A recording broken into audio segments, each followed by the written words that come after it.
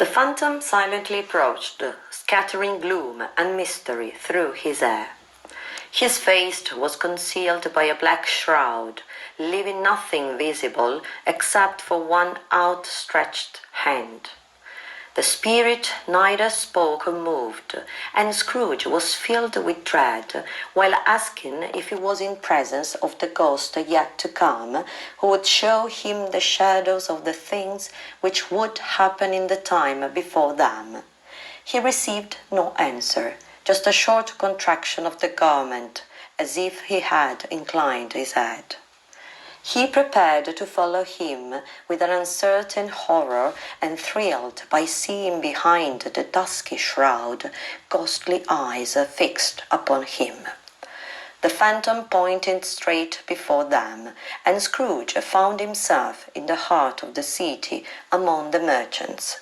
They stopped beside a knot of businessmen, talking about someone recently died, whose funeral would be a cheap one since nobody was likely to go to it. The phantom pointed at the two businessmen, making trivial conversations about a mysterious old scratch who had just died, but Scrooge couldn't think of any connection with himself. He even tried to spot his image among the merchants, but he didn't see any likeliness of himself. Then they left the scene and went into an obscure part of the town, a quarter which reeked with crime, filth, and misery. In a foul shop they saw mountains of wrecks and rusty wares. Sitting in among them was a rascal who smoked his pipe, while a woman walked in with a heavy bundle of stolen stuff.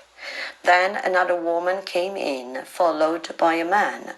Each of them showed their plunder to old Joe, who chalked upon the wall the sums he was disposed to give for each. After Joe had stated the account of two of them, the woman with the heavy bundle took her turn and took out of her bundle a roll of bed curtains stolen from the bed where a dead man was still lying, then two blankets and a fine shirt belonging to him. She was Mrs. Dilliper, Scrooge's housemaid, who profited of his death to rob his house.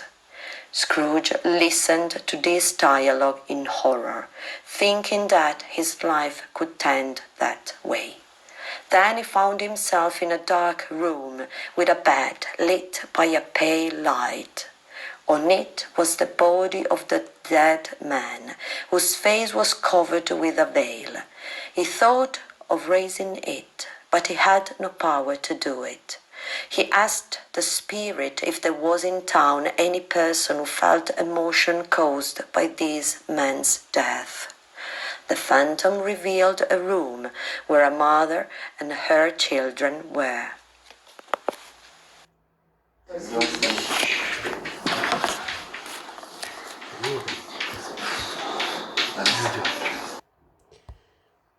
Hi guys,